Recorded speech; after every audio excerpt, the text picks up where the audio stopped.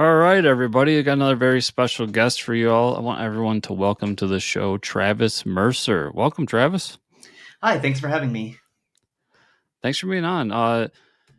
Travis, I'm really excited to get into some of the books you're working on, but you are a first time guest, so I got to put you through the gauntlet. I Let's talk about understand. your origin story. How'd you get into comics? When did you start drawing them? And then how'd you get to the point where you're doing some cool stuff for DC?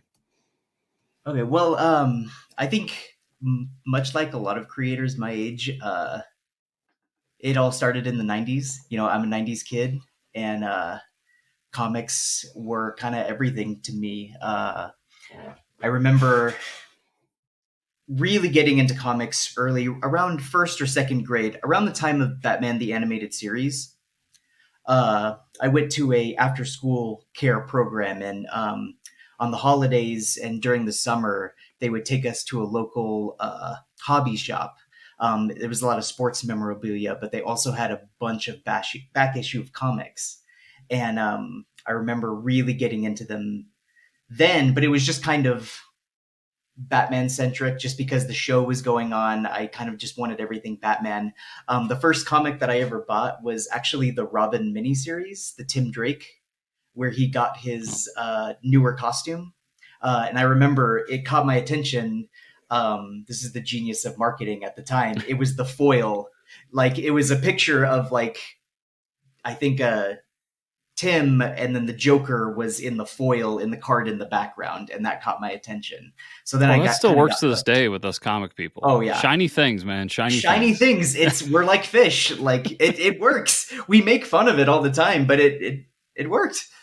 Um, so that's kind of how I got into comics. But as I got older, maybe around fifth or sixth grade, so like 10 or 11, I started to actually follow storylines and start collecting. And my first comic that I was collecting was Nightwing, the Scott McDaniel Dixon run. And I followed that all the way through until they changed artists. That's when I started to understand, like, the difference between artists and writers and things like that. So I was getting that and Grant Morrison's JLA. So those were kind of my first Oh, man. collectors comics, as what and then I would get things here and there going to the grocery store, a Green Lantern here, a Spider-Man here, anything I could get my hands on. But that's what I really remember, like, hardcore collecting. I had to get an issue every month of those two books. So the comics are kind of just my childhood. It's always been in my blood, and I was always drawing. I mean, I was just always that quiet kid, very polite, but also just kind of sat in the back of the classroom and I just drew superheroes. That's kind of what I did. Um, and I just kind of never stopped. Um, I didn't go to school for art. I actually graduated with a cultural anthropology degree, and I was a teacher. And I got all the way to my student teaching, graduated, and then said, I don't want to do this. I don't think I can do this. I think I'm gonna draw comics, which is really weird. It's a very strange jump, and it was very scary. But I hired myself a fine arts tutor.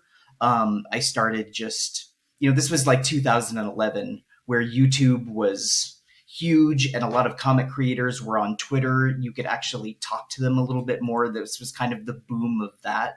Um, the New 52 had just come out, so there was a really big surgence of comics. And I just decided, why not me? And I started just putting in the time every day, at least 3 hours a day, learning how to draw everything. And of course, I loved drawing comics, but the the exponentially growth of skill came from not drawing comics. It was going through YouTube tutorials, learning, like, what is perspective, how to draw cars, how to draw background, how to draw animals, and all of this stuff.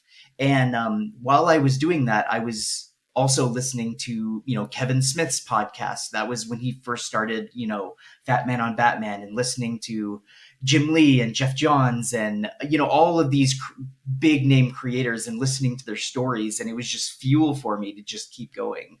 And that landed me small indie job, which got me to the bigger indie job, which got me to the bigger one. I think I, two of the companies went under that I did comics for, and one comic didn't even come out. But all of those did get me to my first major comic for Mad Cave Studio, and that was RV9 with Ben Goldsmith. He was the one who wrote it, and it was kind of a sci-fi thriller, a spy thriller. And that got me noticed actually by Scott Liddell. And Scott Liddell was writing Red Hood and the Outlaws at the time, and he would kind of just approached me and said, "Hey, I need a fill-in for one of these issues. Would you like to do it?" And I had met Scott through Brett Booth, who is a little bit of a mentor to me. As I was growing my skills, I created a friendship with Brett, and I would send him my stuff, and he would send it back, and he would critique it, and we got to know each other a lot more, and kind of built a friendship. So I owe him a lot. I actually have um, quite a bit. If I turn my studio around, so this is a Green Arrow. I know the glare is there from Brett, Oh, it's fantastic. and then I have a Nightwing and a Titans from him as well, and a original Scott McDaniel Nightwing, and there's some just figures and statues, and then that one is a Sean Murphy. Oh, from one of my favorite series. Yeah, from White Knight. Love Sean, and luckily I got to meet him, and I've become friendly with him, which is great. Talk I about was I was really starstruck. happy to see that series he crowdfunded, Plot Holes. Plot holes. Yep. Yeah, is getting published. So I was able Yes. to order it because I missed the crowdfunding Oh, of the it. crowdfunding. Yeah, Yeah. I did get the hard copy of that, but like I said, I consider him a work friend. Um, Met him a couple times. Super nice guy. Really, Oh, really great interaction. yeah. Huge fan. That Batman series, like you, grew up on animated series and eventually Batman Beyond. And that series is just a love letter to Oh, what we grew up on, man. Like it's so awesome. absolutely. And we usually stop at Batman Beyond, but Justice League, and more so Justice League Unlimited, made me really appreciate the scope of Yep. the DC universe and these characters that I never really heard of, that I wanted to and I fell in love with. Green Arrow is one of my favorite comic book heroes, but the Green Arrow that I grew up with was Connor, Yeah. because I got into comics right after he had died, and Oliver Queen, that is, and Connor had taken over. So, I was always drawn to the characters that didn't have powers, more of the martial art characters. That was kind of my thing. I remember that Justice League cartoon. And like I love Batman throughout it, but when that first started, I was drawn to John Stewart. Hmm. Like I love that character. I love the power set and everything. Yeah. And my best friend since we were little kids, um, and I say this just as part of the story, not to like give me street cred or anything. But my best friend since we were little kids is black, and we would watch that together. And like Hmm. he was also really drawn to it for obvious reasons. Yep. And that was like the character that we were both like, oh, look at that's so cool. Look at him. So yeah, that show Yeah. does not get talked to about nearly enough, No. but And it's so good. it's funny you bring that up. I had a similar experience a little bit earlier during the Superman animated series Mm. when they showed Steel, and I kind of, Yeah, as a kid, I flipped my lid because I was reading when the death of Superman happened, and I thought Steel was one of the coolest looking characters. It didn't make much sense in terms of like the facial expressions in the metal mask, but it didn't matter because the rendering was so great. Like he yeah. just the chrome face, it was great. It was, and then it's funny because later on, someone who I became friends with owns our local comic shop, and he's older than me. Like he's probably got us by like 20 years or so. Sure. So he grew up in a different generation. Hmm. And I remember when the Green Lantern movie was announced, and we were all like just not having it. Even No. before the movie, we were just like, who's like, why Hal Jordan? Why this? And Yeah. he's like, he would always tell us like, well, Hal Jordan's the original, everything. He's like, yeah, but you gotta understand, we all grew up on Jon Stewart, man. Mhm. Like that's who we want. Yeah. Yeah. And I'm not, Hard Traveling Heroes is a classic, but I didn't read that until I was an adult. Yeah, I Um, didn't even read any Hal Jordan stuff until I was an adult. Because when I first started getting into comics, I was actually a bit older. And what got me into comics was The Walking Dead because I was such a okay. zombie fiend. Yeah. Yeah. And this is way before the show was ever even a thought. Absolutely. And I got that and then found a local comic shop like a couple towns over and started buying books. And I was drawn to Marvel. So I was buying a bunch of Marvel stuff and then some Batman stuff. And that was around the time of Grant Morrison's Batman. Yeah. So I was reading that. And it wasn't, it's funny you bring it up because I always talk about this. It wasn't until New 52 that I started to try other DC heroes. Yeah. And I think that New 52, because longtime fans really disliked it, Oh I yeah. don't think it gets enough credit for what it did. Nope. No, Like, it brought in so many new readers, and yeah, yeah, say what you want about the storylines and the creative teams and all that stuff. Hey, we got Jorge Hermanas from the New 52. He was doing yeah, he did a Kid Flash story, and then he did Superboy. He's doing Batman right now, and he did Justice League. and He came he's from the New 52. yeah, and he's one of the best in the biz. Best in the biz, and that's I'm just using him as an example, Yeah, because he's so good. But so many people rose through the ranks. Patrick Gleason, he was on yeah, Batman and Robin in the New 52. He's drawing Spider Man, yeah, right now, and it's some of his best work that I've ever seen. But a lot of people did get their start in New 52. Even I was talking about, Brett Booth. He was doing Teen Titans, went to Nightwing. He was doing major books during the New 52. So it definitely has a special place in me as well because it got me back into comics because I'd fallen out for a little while. But yeah, hmm around that 2010, 2011, it got me back into comics and made me decide to do this professionally. So I have a lot to thank for the New 52. yeah. I talked to so many people around our age that's like New 52, especially ones that weren't DC fans, were just, it was a Mhm. special time. Like it Yeah, introduced them to these characters, whole new creators it introduced us to. yeah. Like I mean, to this day, I buy every Aquaman book because I read that Jeff Johns Jeff Aquaman run Johns' and I just loved Aquaman. it. It's amazing. And even when they made a movie, of course they were going to take what they could Yeah, from that Jeff Johns story because why wouldn't you? It was great. And yeah, and if we're talking about Green Lantern, a lot of the Green Lantern books were fantastic. That I didn't care much about Hal Jordan. He was Parallax to me. He was a bad guy, and then he hmm became the Spectre. Like that's how I knew Hal Jordan. And then in the New 52, he had that kind of buddy cop with Sinestro, and that was genius. It was yeah. great. I loved it. I loved it. Um, so at least that was a time where a lot of the Green Lanterns were getting their own book and focus and things like that, which I really personally like. Yeah, which is coming back, like a new John Stewart book's coming, and I'm so excited. Yeah, So I haven't read a Green Lantern book in so long. yeah. It's just one of those ones where it's like it's kind of a hit or miss for me. Where uh, yeah, it's just not something that I've read steadily. And same with Superman. I was kind of drawn to the big stories of Superman, but never was a consistent Superman reader. I was always in the Bat Family, just sticking it out there. Yeah, it's funny. I was always like a huge Batman guy, and then, well, recently I'm back on because Chip is a madman. I love him, Oh man, but I'm so on and off with Batman over the last like couple yeah, years, and I find myself drawn to. I mean, Aquaman's always one, but like Superman's a character that growing up I was like, ugh, Superman. Now I'm like, oh, Superman's so awesome. yeah. I've said the same thing. Weirdly, drawing him. I've got some stuff coming up that is a little Superman focused, but I've posted it on my Instagram too, of some sneak peeks, and there Mhm. is something about drawing him.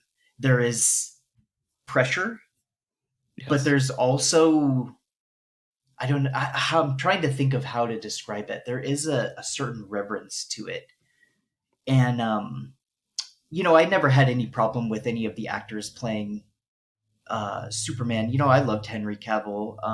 The directions of the movies. You can say here or there. Like there was some good things, there was some bad things, but when I Yeah, draw them, I understand when everybody says like, "Nope, Christopher Reeves is Superman," because when I draw him, I kind of get that feeling of like, yeah, this is as close. Christopher Reeves was as close to what I'm trying to do as possible.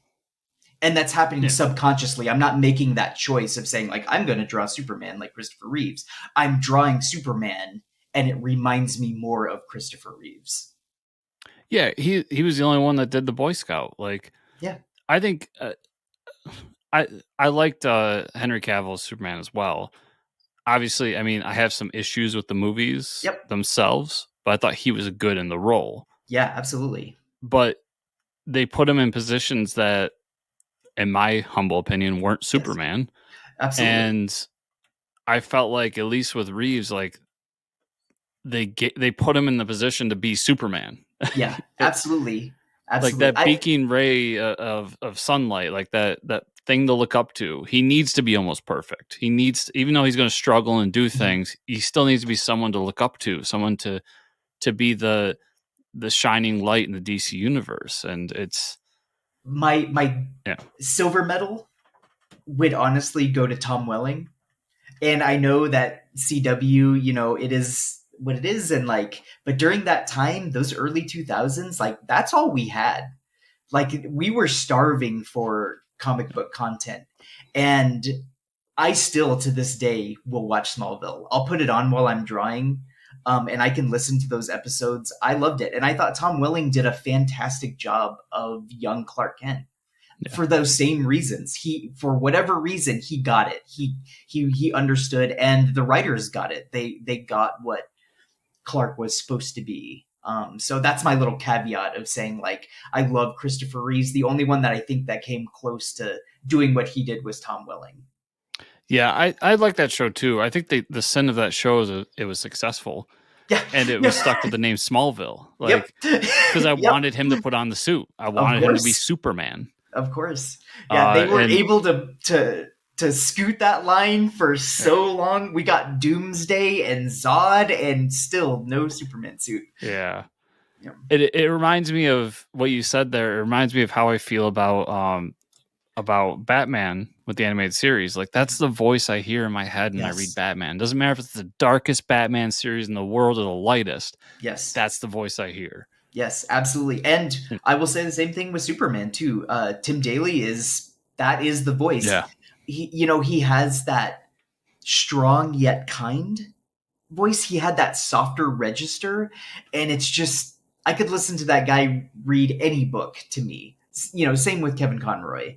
yeah, Um, it's just yeah, we can't undo it in our brains. Like that is the voice of Batman, and that is the voice of Superman, and Mark Hamill is the voice of Joker. It's just the way it is.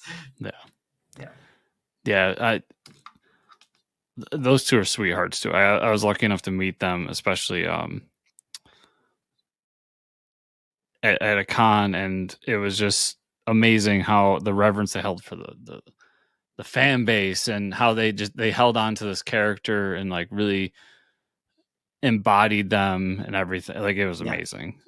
I'm so glad those two and most of the Justice League cast, because a lot of them were at this con I'm speaking of, Yeah. were really into the idea that, like, even though that's what they're best known for, and maybe they didn't grow up think like wanting to be a voice actor or anything. I understand that, but like they grew up and were like, "Fuck, like I'm gonna be remembered forever for this thing," and Yeah. they really like embodied it. It was amazing. Yeah.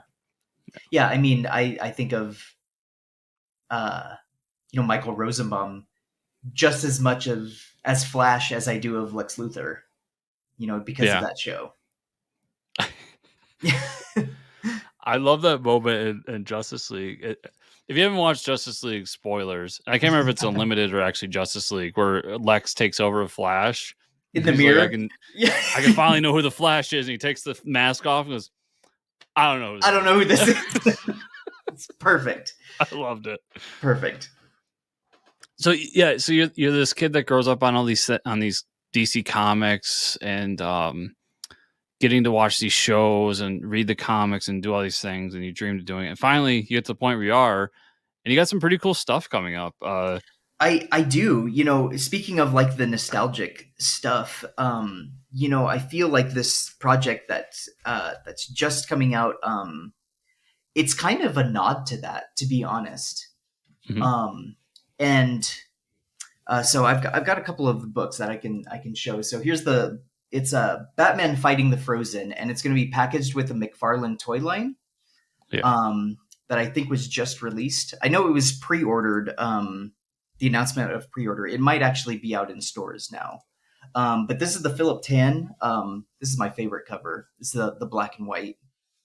that's awesome. Um, and we've got a couple of variants. This was V. Ken Marion did the Robin cover, and he's a really good friend of mine. We became friends after both breaking into comics. He was definitely ahead of me, but we become really good friends. So that was really cool to have him uh, do a cover for me. I think this is officially the main one. Yeah, that's the one you see Yes. on all the on all the websites. That's the one I'm seeing the most. Yeah. Mr. Freeze one. We'll have to like go through the names because I can't even remember all of them. Um, and also the Batgirl. So a bunch of covers. So depending on which figure you get a different cover Hmm. based on the figures. And I think if you choose the Batman one, it'll mix between the Batman centric ones. So See, so this is something I didn't know McFarlane. I knew McFarlane was doing these toys that had comics in them. So there's the Flash or the Flashpoint book and stuff like yes, that. I didn't realize they were doing original books too, which is yeah, a really cool idea. I remember when we got in contact and we were talking, and I'm sitting there going, I'm in the news like every day, every other day, like I'm in it, and I don't remember this yeah, fighting the Frozen book. Like, where did yeah. this come from? And I started looking it up and was like, oh, because it's kind of out. It's a little bit outside of my It is. realm Yeah. where it's involved with toys. So I guess my first question is, how did the project come to be? Like, did you have an idea, or did you and your creative team have an idea for this book, or did McFarlane be like, we want to do this Ice Age Batman thing? Go, You or know, how I did it think come? I think it was a McFarlane run project, and they did a couple of these original comic book stories packaged with these figures. They did a couple of them before. There was an Aquaman centered one, and then a Flash one before that. I know Romero did one as well, and his figures was with Batman, Superman, and Constantine. Um, but when I was approached with the project, they already had the designs for the figures, and they're like, "These are so cool that we want to just make a story with them too." And so they approached me and said, "This is a one shot. It's an Elseworlds. Go nuts. Here's the script." And the script is actually to my benefit, and I'm very thankful for. It's actually not very wordy. The dialogue is very limited. It's mostly a visual book, which was fantastic for me because it was almost more of a showcase. And when I sat down and read the script and then started laying out my pages, I started to get memories back when I was maybe 6 or 7. And I'm sure you remember this too, when Ninja Turtles had like almost gone over its peak with the shows, and they started to get really weird with the toys where like they were like in space and sports stars and prehistoric, and it just didn't matter what the story was or the scenario was because it was just fun and they looked cool. Those were cool looking, and you kind Yeah, of decided what the scenario was based on the figures. And that's the approach that I took with it. Is I was like, okay, it's barbarian slash caveman Batman. He's got, this Duke Thomas, Robin, Cassandra Cain, Batgirl, that are this out of time situation, and we've got 1800s steampunk Mr. Freeze. He goes back in time to this barbarian, caveman man land, and let's just go nuts. Let's have fun. And that's exactly what I did. So, if when people check it out and open it up, I hope they can get that kind of feeling of like when you're kids and seeing that just absolute crazy fun, because it's a very action heavy book, but in the best way. See, where my mind goes with how it's laid out there, and I understand it's based on a property and then adapted, but I mean, with most things in life, I go back to Rom, Yeah, and I think like they had this figure, and they're like, well, just make a story, just figure it out, so we can sell more action figures, exactly. and that's I like that idea. Like I kind of wish we would go back to that a little bit because I thought we got some really cool. I mean, GI Joes came from that. Yes, Transformers came from that. Like, yes, yeah, how are more companies not being like? I'm surprised McFarlane's not trying to do original stuff this way. Like, it's such a cool idea. yeah. And to his credit, like maybe that's kind of where he's going with a lot of these, is just saying like, hey, let's see what hits, like, and then we continue it. People love the figures, they like this comic, we'll keep going with it. And he's just kind of the idea man, for those. But you can definitely tell that he's playing into that. Do you remember when the figures were the driving force of the stories, and maybe Yeah, he is trying to bring it back. that'd be awesome. So, have I mean, I guess what's the plot of the book? Like, what's kind of going on in the book? So Mr. Freeze is kind of the center of the story, more so than the Bat family, because it starts with Mr. Freeze and he's trying to revive Nora.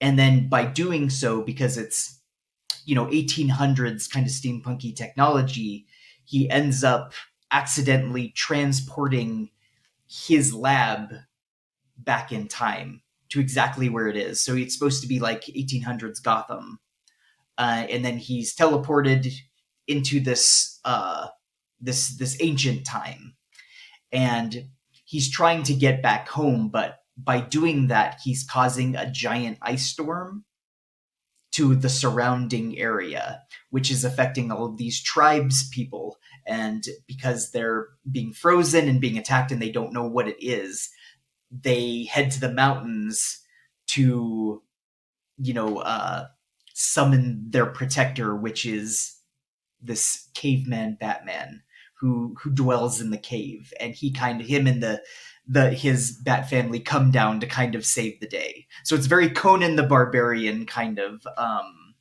where he's very brooding and very dark and very mythical and kind of larger than life, and he just kind of takes it upon himself to save the villagers. You sold me at Conan the Barbarian. Yeah, yeah. Well, I mean, you've seen the preview issue, like on that page where I have, that is the reveal of Batman, and I had the Conan, the Barbarian, the Arnold Schwarzenegger movie soundtrack playing the entire time that I was laying that out and drawing it, because how could you not? It kind of gave me that mood and that feel. It was like, yep, this is exactly what it is. Yeah, looking at it, it's very Conan, very King Conan. Him on the Yes. throne, kind of looking over everything. Heavy shadows with the firelight, that's really just kind of casting it, just on the front, but the back is very dark. And I love this is something. I mean, Marvel did it with Avengers a million BC, Hmm. and I've seen other companies do it as well. But like, and obviously this is McFarlane and creating the toys and having the designs for you, but the simplicity and how they solved issues like how to have the bat symbol on Hmm. a guy in the Stone Age and Yeah. how to the Robin symbol and everything. It's really cool how it works for the time period and at the same time kind of Yeah. fits the mythology that we know. It's really Yes. cool and how they set it Yeah. up. Well, and it is like, and I've seen, not to get into like online, uh, opinion or rage or however you want to call it, but I have seen a lot of comments of, talking about the, you know, why would Robin have a letter on him if this is pre Roman times, or like and they're just tons of comments like that where it makes me want to just say it's supposed to be fun. Like it doesn't matter. Like it doesn't matter. It's fun. It's an Elseworld story. Have fun with it. Let it go. Let the continuity go. It doesn't matter. This is something that drives me nuts because I talk about it all the time. And not to say that there aren't fun comics, but I'm mostly talking about the big two when I say this. I want comics to be fun again. Yeah. And I thought we got too deep into the doldrums of the dark and the gritty and the real stories. Yeah. And to have fun with these projects again, and to DC's credit, like doing a swimsuit issue was exactly what I'm talking about, and doing this project is exactly what I'm talking about. And it's like, to any of those people out there, if they're listening, just get past it. Like, who cares? It's supposed to be a Batman story in the prehistoric age. Just move on. And I mean, if you really want to analyze what's going on in the regular continuity, I mean, is it? I think you need to have some fun with it that way, because anybody who's seen, either read the last issue of Batman or read a preview of it and saw those, all the multiverse Batmans that Chip was throwing in, that was pure fun. Like I Yeah. just I don't know how else to say it. Is like, how is Batman doing? It doesn't matter. Just go with it. Just take the ride. It's fun. It's Yeah. fun. Just, He pulls out the shark spray. It's fun. It's fun. oh, dude. When he pulled out the shark repellent spray, that was it. It's over. Yeah. Like, I am in 100%. This is why Chip is the best in the biz. Yeah. And just anything Batman 66, just make it all canon. Oh, Just, it's so, I love it. my favorite as a visual person and as an artist, the choice to say like, well, Batman's going to start piecing together a costume, and he's going to Yeah. get the blue version from the Dark Knight Returns, but the belt that he's going to have is that very iconic 66 Batman utility belt. And just those two choices lets me know exactly what Chip Zdarsky's love of the character and his continuity and his history and the fun of the whole thing. Like, just those choices is the Yeah. respect of two very iconic times. 80s with the Dark Knight Returns, 60s with the show of 66. You put them together, that's an amazing choice. And for me as a fan and an analyst, uh, you took my two favorite Batmans Yeah, yeah, and you brought them together. And there's a reason they're my two favorite Batmans, and it's because I love the goofy and the silly and the fun of 66. yeah, And I love even with where it went and everything, I love Dark Knight Returns for what it did for comic storytelling, yeah. especially in the superhero genre, Oh, of course. and how it moved things. And to bring those two together told me we can do both, everybody. Like, we can have fun and we can tell serious stories at the same time. And I loved, yeah, that issue was so fucking good. Yeah, it was. So, It was amazing. And I loved the story leading up to it too. I really liked the failsafe. It was a really great concept based yeah, on the Tower of Babel. So jumping like him, you can tell like he has such respect for the people that came before, taking Grant Morrison's story. And just that one scene at the end led him to a brand new villain that was a little bit of a mazo. It was great. It was fantastic. You got to see a lot of Justice Leaguers coming in to try to help Batman. The whole how do you pronounce it? The Zurinar. Zurnar. Yeah, That's how I say it. yeah. That's fucking amazing. Didn't see it Yeah. coming, but when I saw it, I was like, this is brilliant. This is fantastic. Did you read the most recent issue? I haven't. So me and comics have a very strange relationships now because Yeah, it's my job. I just don't have a lot of time to completely read understand. as much as I can. And when I do, this sounds so biased, but at the top of my list are usually my friends' comics or like Yep. artist friends that it's just like, hey, I need to check out their stuff because I support them and I know I need to know what they're doing. I love. I mean, that the story arc that we just got out of was amazing. Everything you said is correct. This most recent issue I loved because it was kind of a one shot off the beaten path story, but it's Batman coming back from this big adventure. And what does Batman do? He goes right back to fighting crime in Gotham. Even though everybody's telling him, take a break, chill out, man. Like you just went through all this stuff.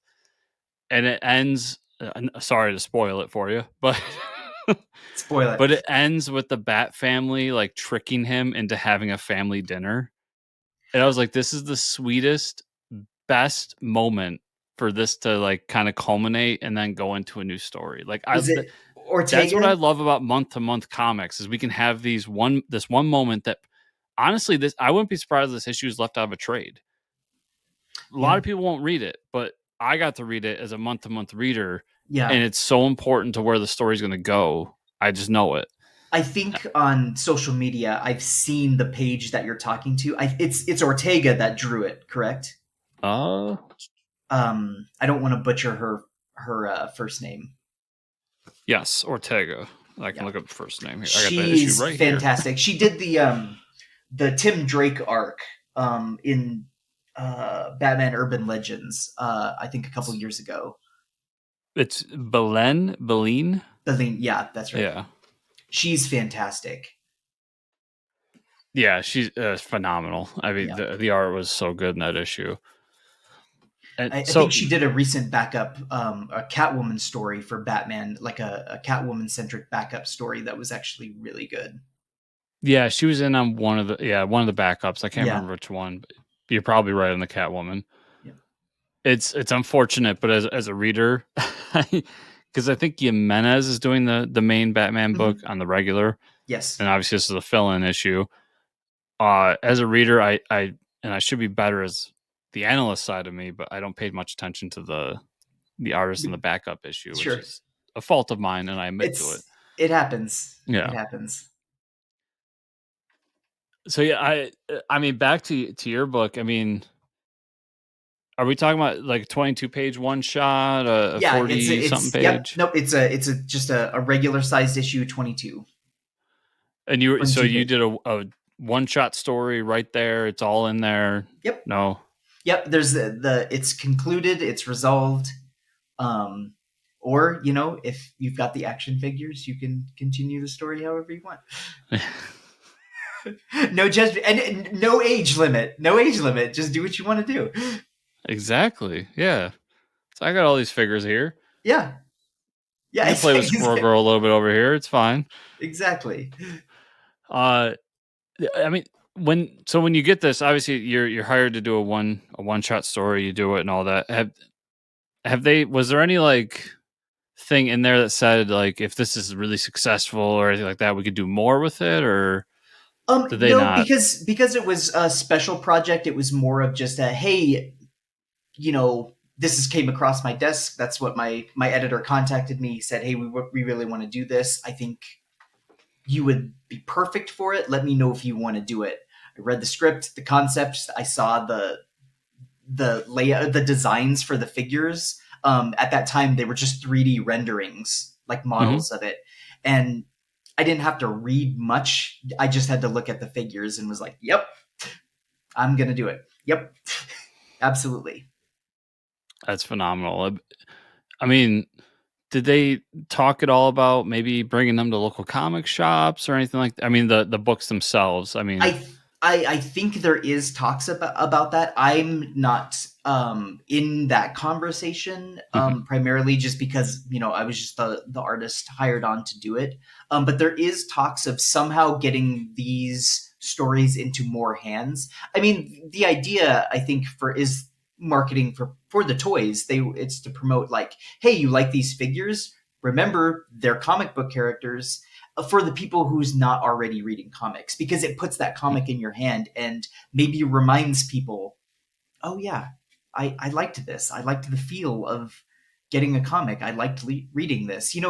I feel like it's just one of those little bit of the jolts to just be like, hey, do you remember where these came from?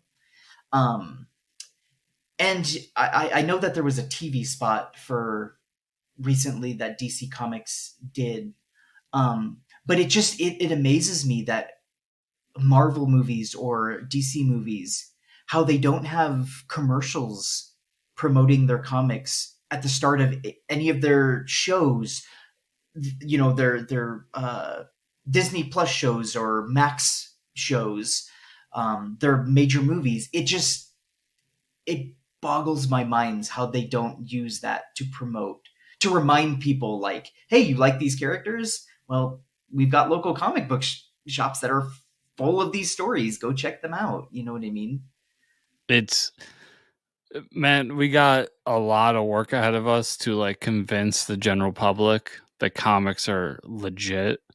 Yeah, There's still that feeling out there. sure. Because I remember, to take it away from DC and Marvel, like my sister, to give an example, is has her taste, and I was like, I know that she would love Saga. Oh Like yeah, this would be something that would be right up her alley. She would really dig absolutely. it. And for a birthday, I bought her the big hardcover of Saga, and I was like, you should Hmm. really read. I think you would love it. No interest. It's a comic Really? book. Why would I read this? Yeah. And it blows my, especially as somebody, she's in my family, she knows my passion, she knows how I feel about this medium, and still it's to in her head like, Yeah. this is for children, why would I read this? And Uh, it kills it hurts me, man. yeah. Because I know there's so many more people out there in the general population that don't want anything to do with it.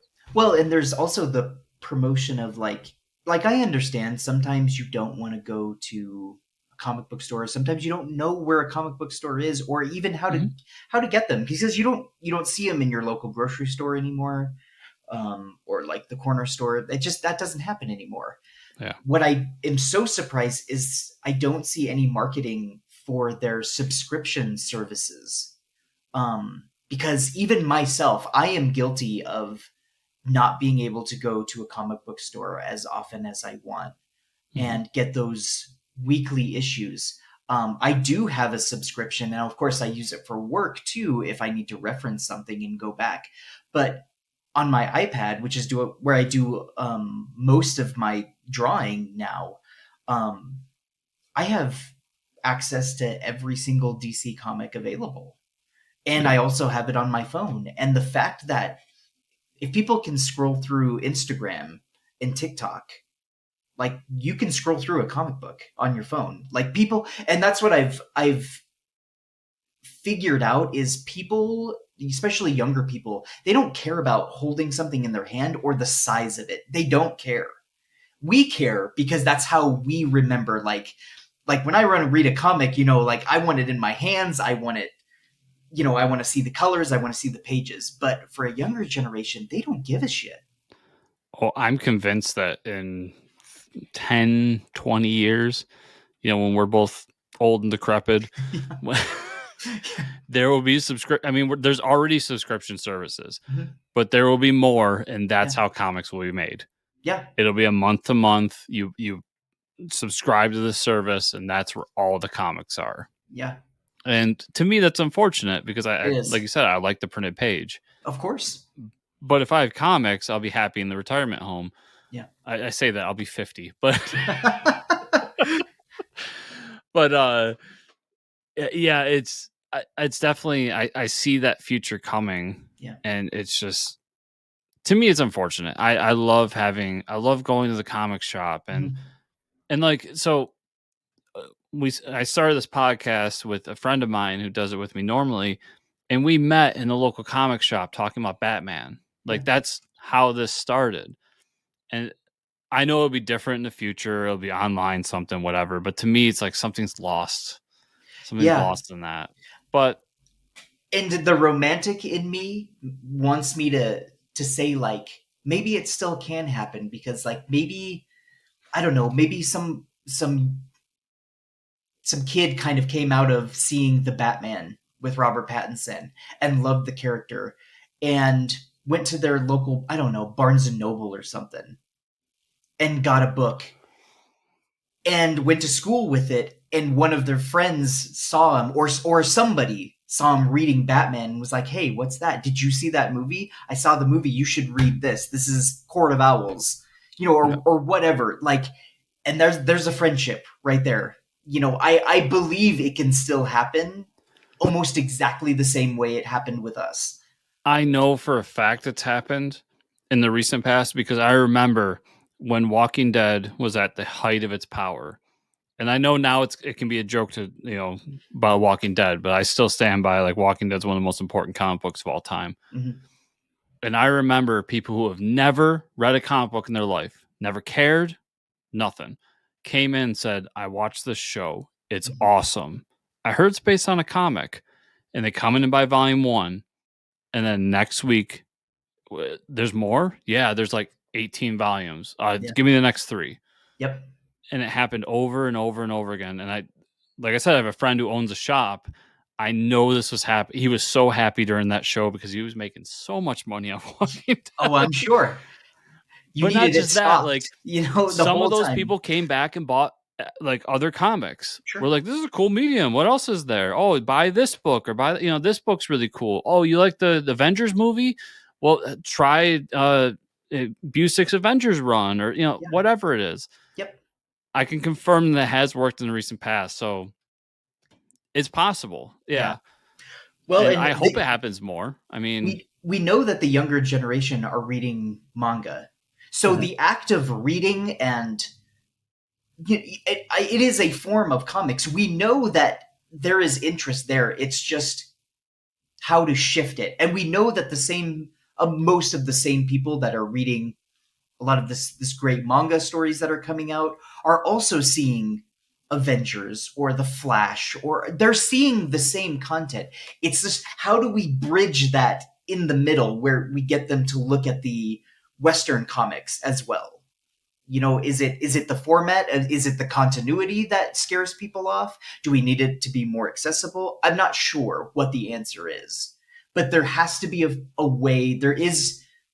I have to believe that there is a way to get that connection to happen. I think you're seeing a little bit of a boom, Yeah. and DC's figuring it out now. I'm really happy to have. What I hear a lot is, why would I jump on a book that's at 100? Like Batman's at 136. Yeah. Why would I jump on 136? Or when DC Yeah. was doing their legacy numbering, Yeah. which they still are with Action. Action's at Mhm. 1,048. Yep. Well, why would I jump on 1,048? Now, for me and you, like we just jumped on, we did it. Yeah. Like, but it's a different age, and I It hear it all is. the time. And I think it's easier with manga. I mean, I read manga too. Yeah. Manga's great, Yep. but It's clean. It's uniform. You can see those large numbers in the volumes. yeah, It's got to start. It's got to finish. You know what I mean? Like, I I think get what it. what comics does right and wrong, and I think it's a marketing problem. It's Mhm. just a Yes. marketing problem. Is people like manga. The thing I hear about manga is, well, I know where volume one is, and it ends at volume whatever, and that's the story, and then Yep. it's it. And comics has a hard time, especially once again, we're talking about big two here Yes. because Yes. indie stuff Absolutely. is Yeah, more that's a similar to little bit manga. different. Yeah. Yeah. Comics has an issue of Spider-Man started with Amazing Fantasy 15, and now even though we've rebooted or retconned or did all these things, we're now at Spider-Man whatever it is. Mhm. I don't read Spider-Man, but we're at this point, and everybody's like, well, do I need to know all of this to understand this? And in some cases, yes. Sometimes, yeah. In a lot of cases, no. Yeah. And I think what Marvel's been doing for a while, that DC's now catching up to, is just to say fuck it. Just a new, like, Jed McKay took over Avengers, new number one. New number one. Yep. Yeah, new Yep. number one. Who? I mean, you can put the little legacy numbering on it for Mhm. people like me and you who are like, Yep. ooh, it's legacy number this, that, or Yep. that other. But for the new readers, they're like, I saw the Avengers movie. I really love the Avengers movie. Mhm. Let's try out this Avengers book. Yeah. It's a little bit of a different team, but we spend that first issue explaining things and then jumping into it. Yeah. And you don't need to know a whole lot. No. And that's why I was kind of happy to see DC, and I say it's mostly because you're a DC artist, but Yeah. I was happy to see DC. We're getting on Flash. What is it, 800? Yeah. And the next issue is going to be Flash #1 with a new creative team. Yep. Yes, do that. I understand you worked hard to get to Action Comics 1000 or whatever, and you can still have that moment on the line. You can Mhm. still do that with Flash 1000. Three Yeah. was it 4 or 5 years from now? But for now, just Flash #1, Legacy number 801, Yeah. and then hopefully new people will jump on because like, oh, it's #1. It's a new, like I can jump in at this point. And I And think that's a short term answer. I don't think it's going to get you. It's not going to get you tens of thousands of people reading it. of Unfortunately, course, well, unfortunately, I've also had the thought too of I don't know if anybody else has this opinion too, but there are your staple characters that always have multiple books going. Your Spider-Man, your Batman, they've got multiple books going. They've got multiple of the Spider family, the Bat family. All of those are always going at the same time. But then there's some comics where it seems like we were talking about Aquaman, like the Jeff Johns run, and there has been really good Aquaman runs that I have had to read and still love, and there's ones that are completely forgettable, and that's not insulting to any artists or creators or writers or editors or anybody who had a part in it. every creator has a bad book. you know It it it just is. My thought is, well, sometimes I don't think you always have to have a character on a book.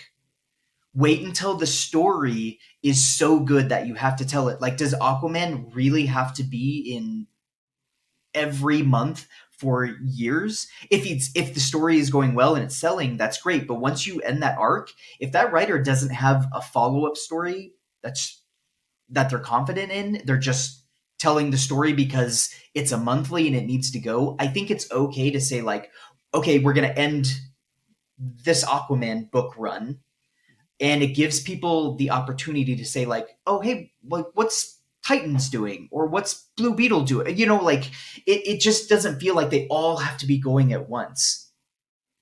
um Which is another thing I've noticed DC doing recently. I yes. mean, you use Aquaman as an example, but Aquaman's the example. Yes. There's no Aquaman book right now. Nope.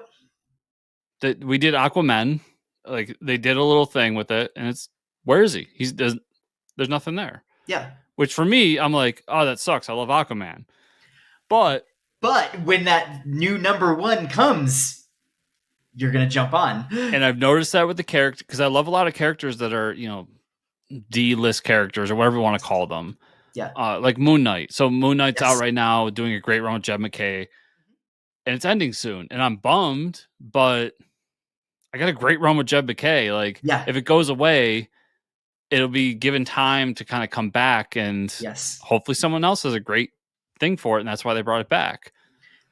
Same Yeah. with Aquaman. Like I'm sure once I get that announcement, maybe at San Diego Comic-Con coming up soon, Maybe. Yep. but when I get that announcement, I'm going to be even more thrilled Yeah. than I am with another character I love, Captain America. So I'll be more thrilled with that announcement than I am with J. Michael Straczynski taking over Cap, because even though Straczynski's a great writer and they've got a great creative team, and I'm sure it's going to be a great book, I get Cap every month no matter what. Like Exactly. Exactly.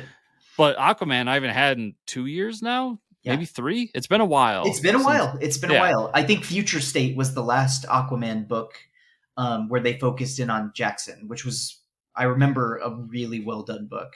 I remember it being drawn very well. yeah. And that's it too. Like they did. Not that I don't like Jackson. Jackson was a great character, Yeah. and I loved his little run there of his Aquaman story, and that led into Aquaman. But that also wasn't Arthur. So I haven't. No. If you even look at that, I haven't had Yeah. Arthur in a long time. Yeah. Absolutely. Absolutely. So it's you're right. I mean, there's some characters I think can continually go on no matter what. People will always have stories for them. Batman, Daredevil, Captain America. These characters. But others, Blue Beetle, Aquaman. Yeah. I mean, name a character of that caliber. It makes sense to kind of let people miss them Yeah. and then be excited, because then when I'm excited for it, I'm going to talk to everybody about it. I'm like, dude, Aquaman's back. Aquaman's coming in. And I couldn't help myself when Josh Williams announced the Green Arrow one, and it was great because a lot of those characters came back. It was a fresh new take. We hadn't seen his book in a long time. I know Yeah. he'd been in Justice League for a while, and that's kind of where he was at. And same thing with Aquaman. He was in Justice League, and that's kind of Yeah. where you found those characters. And if they weren't in that issue, they weren't in that issue. Yeah. Um, but that excitement really reared up when Josh Williams says, "Oh, I'm going to do a Green Arrow book." It's like, "Oh, that's amazing, Yeah, that's why I'm kind fantastic." of happy that Justice League went away, Hmm? because Oh yeah, I'm not the biggest Titans fan. Like I've read a few Titan stuff. They're fine, but hmm? they're not down my alley. Sure. Even though one of my favorite writers is on them, but we're taking a break and saying Titans are taking over, and now I get to miss the Justice League. Yes. And while I may opine and be like, "Oh man, it sucks I don't have a Justice League book," when we get that announcement, I'll be like, Mhm. "Fuck yeah, Justice League book's back." And you also in during the marketing and the business sense, you just hit the nail on the head too, saying like, "Oh man, I like Titans isn't really my speed." Ah, but Tom Taylor's writing Titans. Maybe I'll give it a shot. Yeah, So marketing wise and business wise, that's genius because you're still spending the money on the comics. You're just giving a new one a try. And when Justice League comes back, if you still like Titans, you're getting two books instead of one every month. Or yeah, you just added that book. Does that make sense? yeah. Yeah. I mean, that's what happens. Yeah. Unfortunately for my pocketbook and my future retirement, I'm just like, oh man, Tom Taylor's doing this. Yeah, just add to the poll list. And I look, I'm like, I got 13 books this week. What? I didn't order this. Yes, you did. Oh, okay, sure. Okay. And as much of a machine as Tom is, I can tell you firsthand. I met him last year at San Diego Comic, and he is such a sweet guy. Like he is the sweetest human being you will ever meet. He also has a fantastic singing voice. Oh man, gotta write that down if I ever Yeah. get to interview him. He's gonna sing on the show. Yeah. Uh, no, he. So I talked forever about how I was a big Super Sons fan. I Yes. like Damien, and then I like John as a little kid.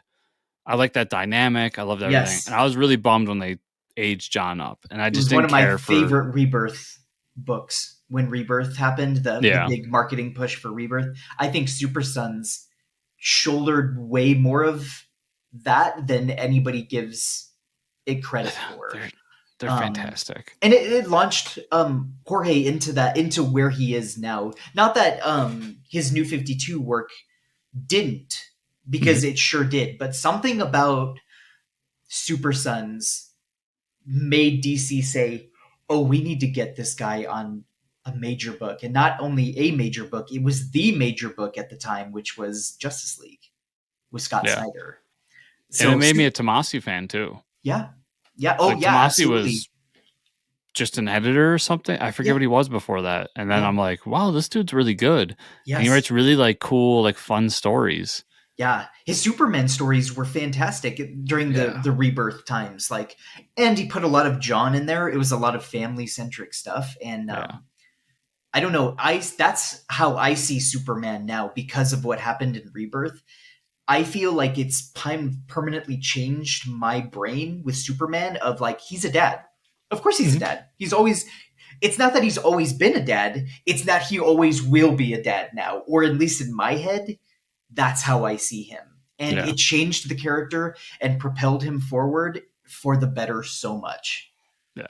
So I bring that up because I didn't really care when they aged him up. I'm like, okay, like Yeah. we've done this. I know what Yeah. teenage adult Superman is. Yeah. And even though there's some differences, I understand the exploring new stories with the by making him bi and all this stuff. Well, and Uh previously, they did it almost as a nod to the previous Superboy stories when it was Clark from the 50s, yes. when he was young, because they wanted to put a Superman or Superboy into the Legion of Superheroes. So I understood why, Yeah. I but get I why Bendis agree. did it. Yeah, I agree And I though. like those Legion stories. Like Yeah. I thought Bendis's Legion book was pretty good. I don't. I think people were kind of. I didn't. hate his Superman. I enjoyed it. It wasn't the best. It wasn't the worst. It was just Yeah, fun. yeah, But his Legion book I thought was underrated. I don't think yeah. enough people read it. It was really good, but so I didn't really care for Adult John for that reason because I'm like, okay, whatever. Mhm. And then Tom Taylor takes him over, and I didn't read Son of Superman. Son of Superman. Yeah. But when they announced Adventures of Superman, and then leading up to it, they're like, oh, by the way, Injustice. And I was like, oh fuck, I got to read Injustice. Yes. So I picked it up. I'm like, was I sleeping on that Son of Superman book?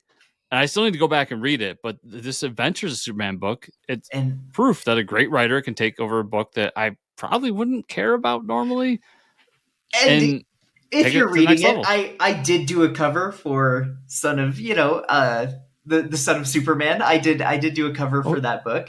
which issue? Um, I think it was 14. Oh, okay. And then Okay. I did a variant cover for issue 3 of the Adventures of Superman. Oh, okay. So I've gotten to do a few things for Tom, but I hear you when the blue electric blue Superman came back at that announcement where they're like, "Oh, by the way, John is going to get the electric blue Superman power." I was like, "I this is amazing," because that was my favorite version of Superman. Because I wasn't a big Superman fan when I was a kid, but I remember that marketing ploy when you saw that Yeah. black background with that electric white and blue Superman where it said we changed more than just his hair. I was in 100%. I was in. See, it was all Injustice for me because we're all big video game fans, especially Mhm. around the comic shop. And when Injustice came out, we were Yeah. all like, "Oh man, Mortal Kombat, but it's DC heroes. Yeah, let's do it." And then that book came out, and we lovingly call it the 4-issue mini that could Uh huh. because it was originally solicited as a 4-issue miniseries. That Yes. book went on for 6 years, Yep. And just and the it's the story fantastic. he told with that Deadwing, Yeah, that was genius. That was complete genius. yeah, Even and visually, it works. that's what made me a Tom Taylor fan. That book, even though I know he's been around forever and he did stuff that I'd never heard of, and I went back and I've wish listed it. I haven't read most of it. There's only Sure, so many hours in the day, of but course. that's what it was like. Tom Taylor's amazing, and Yeah, he's done other stuff since then and continues to do stuff that's amazing. But that book. So when they announced that Injustice was a part of the yeah, storyline, I'm like, as a collector, I'm like, well, it needs to go in my Injustice yep, long box. But as a reader, I'm like, well, I want to see how. I mean, Tom's going back to Injustice. Of course, yeah, I got to read this, yeah, and absolutely. it turns out to be a really amazing book. His Nightwing is really successful. He lost out on the Eisners last year. I was there for it. Tom, if you're listening to this year, buddy, like this year, I'm gonna be right there rooting on your table.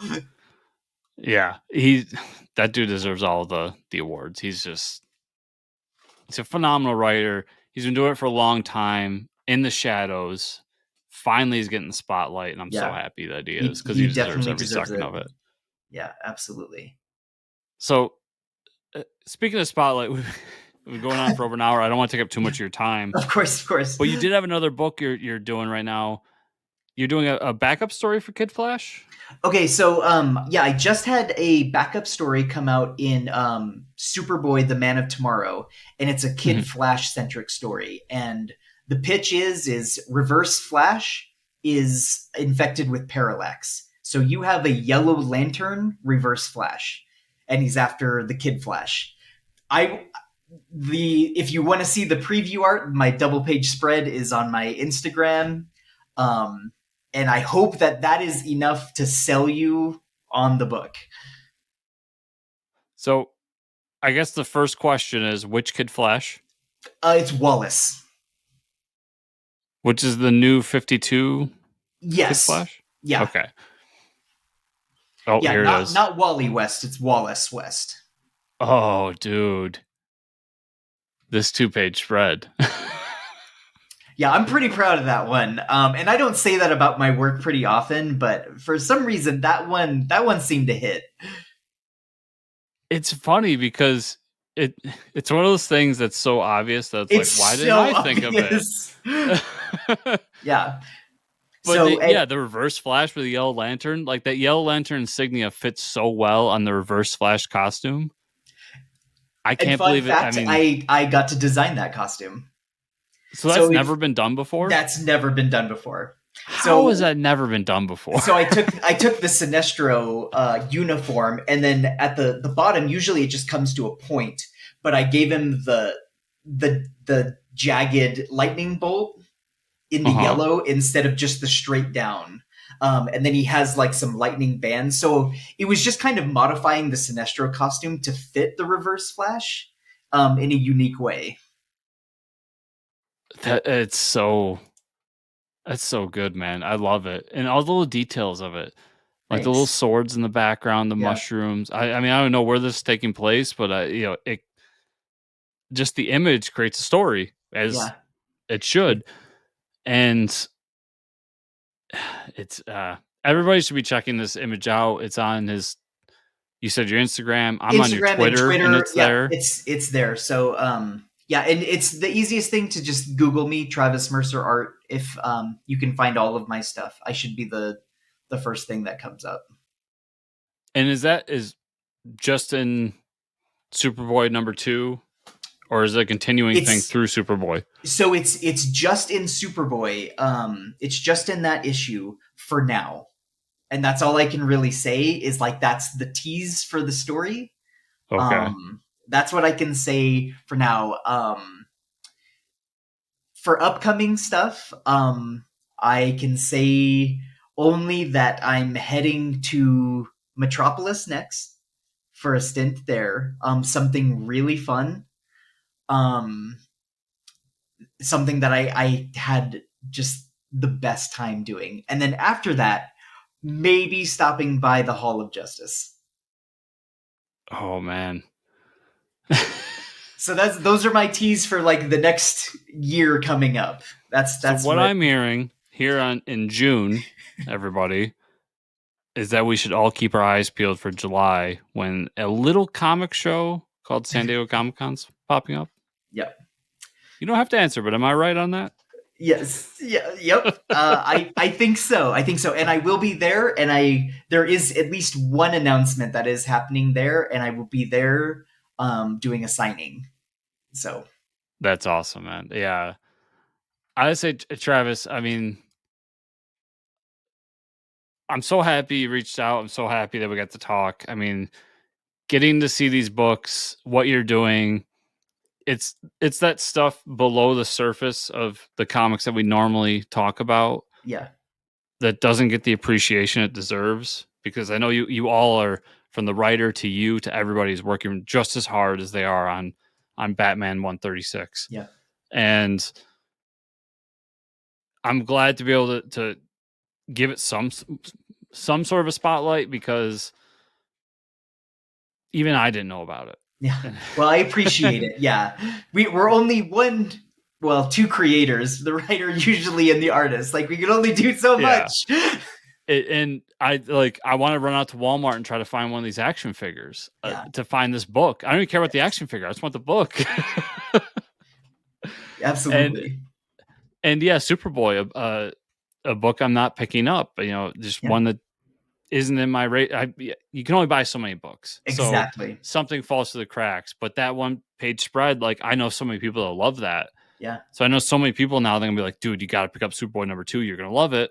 Yep. And so what I'm saying is I'm really glad we got to talk about all that, because I it's really awesome. appreciate you taking the time and focusing that spotlight because I am newer to the Yeah. industry. You know what I mean? I haven't quite made my mark yet, but I'm really I'm trying. I'm trying my hardest to climb as fast as I can.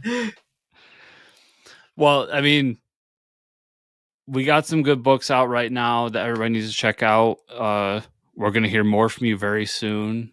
I can promise you, everybody, you're going to be very excited when you hear what it is. But if people want to keep up with you online, whether that's whatever social media you use, if you have a website, go ahead and pimp all that out so people can follow you further. Sure. So my main one that I usually use is just Instagram, and it's Travesty 17 TRAVISTY. 1017. Um, and my Twitter, I think, is just Travis Mercer 15. But honestly, the easiest thing that people can do is just you Google my name, Travis Mercer, and maybe put art or comics after it, and you can find it all. And you can see all, Google Images will usually have a lot of my stuff on there. It's probably the easiest thing to do. And everybody out there watching and listening, as usual, I'll have this time not links in the show notes down below. What I will have for you are usernames in the show notes down below so you can follow Travis on social media and just follow the work he's doing. Make sure you go out, check your local comic shop, your local toy store, wherever you get toys and everything, and try to find these action figures because you can give the action figures to a niece, nephew, your son, whatever. You can read the comic, and then hopefully you give the comic to your niece, nephew, son, whatever. Absolutely. They'll cherish those things so much. But at least you can read the book first and Yeah, then give it to yes, them. But exactly. make sure to check those out. Check out Superboy, and then keep your eyes peeled on future cons because announcements are coming. So, Travis, thank you so much for taking the time to sit and chat. I appreciate you doing so, and I really enjoyed the conversation. And I look forward to the next time we can do it. Yes, absolutely. Thank you for having me, and I can't wait.